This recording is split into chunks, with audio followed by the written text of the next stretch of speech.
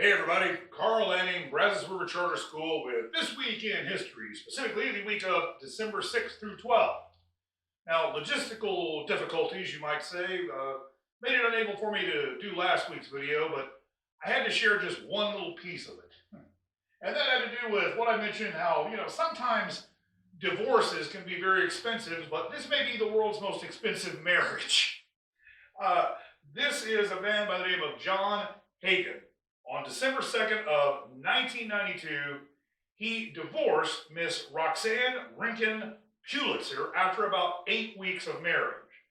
Now, Hagan came from a very wealthy family, and his mother was convinced that Miss Pulitzer was a gold digger.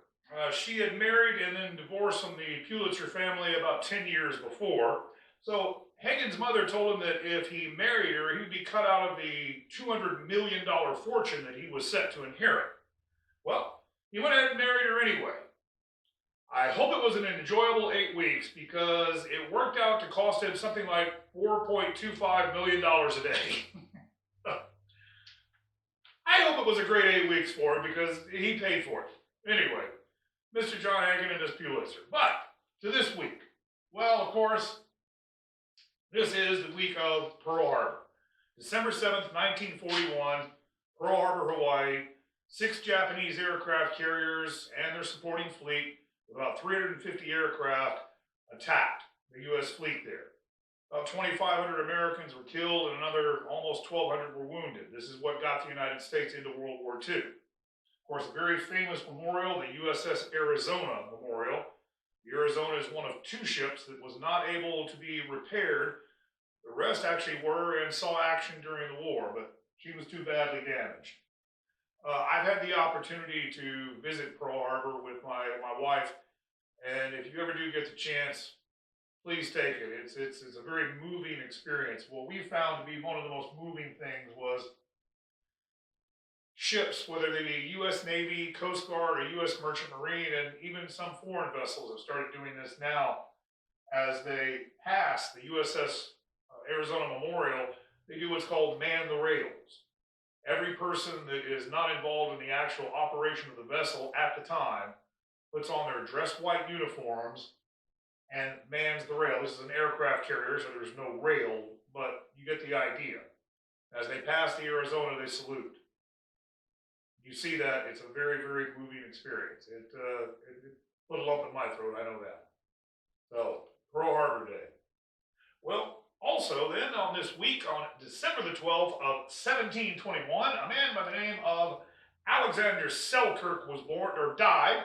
Selkirk was the real-life inspiration for Robinson Crusoe. Now, from a young age, Selkirk had a reputation for being quarrelsome and unruly, according to legal documents.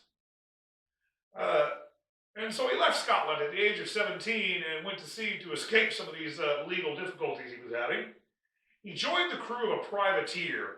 It was a sort of a privately owned, licensed pirate for the English government. He really seemed to find his niche as he rose to be the sailing master of one of 2 ships that was under the command of his captain. Unfortunately, his basic nature had not changed. He got into an argument with his captain, and, well, he was marooned on an uninhabited island. Today it is called Juan Fernandez Island, about 400 miles off the coast of Chile. Now, Selkirk was left there with only a flintlock pistol, a knife, a hatchet, some oats, tobacco, and the Bible. This is the cave that he spent 4 years living in. Now, luckily for Selkirk, though, the Spanish had stocked the island with goats. Occasionally, they would stop by and try to resupply their own food supplies with some of the wild goats there. Now, of course, cats and rats also happened to get off the Spanish ships as well. So for food, what he learned to do, especially after he ran out of gunpowder, was how to run down or ambush goats. He would also forage for wild turnips and cabbage. He also discovered that off the waters, nearby, there was what was called the spiny lobster. They do get rather large, and if you notice, there's no front claws. They're supposed to be quite delicious from what I understand. Uh, to counter the vicious rats, he befriended some of the feral cats to defend him because they would bite him in his sleep. Eventually, he had to make new clothes out of goat skins. His shoes wore out, and he developed very heavy calluses on his feet. Now, twice ships had stopped at Juan Fernandez Island.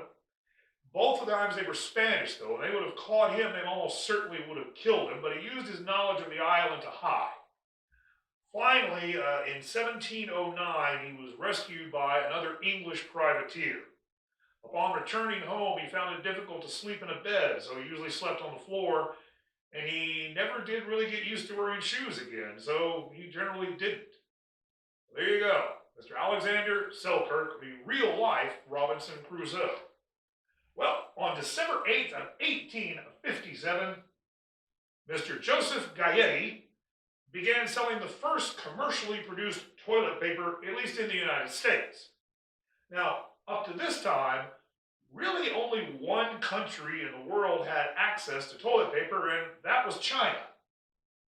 Now, the first mention of toilet paper in China goes back to about the 6th century or so, but by the 14th century, there was mass production of toilet paper in China in 2-foot by 3-foot squares. Either the ancient Chinese had really large rear ends or they tore a piece off. I'm pretty sure it's the latter.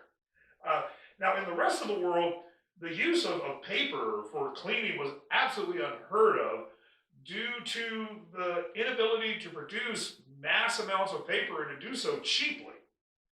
Therefore, other methods were used, such as seashells, animal furs, rags, leaves, grass, rocks, and apparently even sand. I'm not sure exactly how that one worked, and it doesn't sound pleasant. Now, the ancient Romans, they came up with a solution. Basically, it was a sponge on a stick that they would rinse off in vinegar, and it was a communal affair. I suppose if you were wealthy, you might have your own sea sponge on a stick, but otherwise, you shared. Now, some Greeks would use bits of pottery that had broken off, and before they cleaned up the mess, they would write their names of enemies or people they disliked on the pieces of pottery.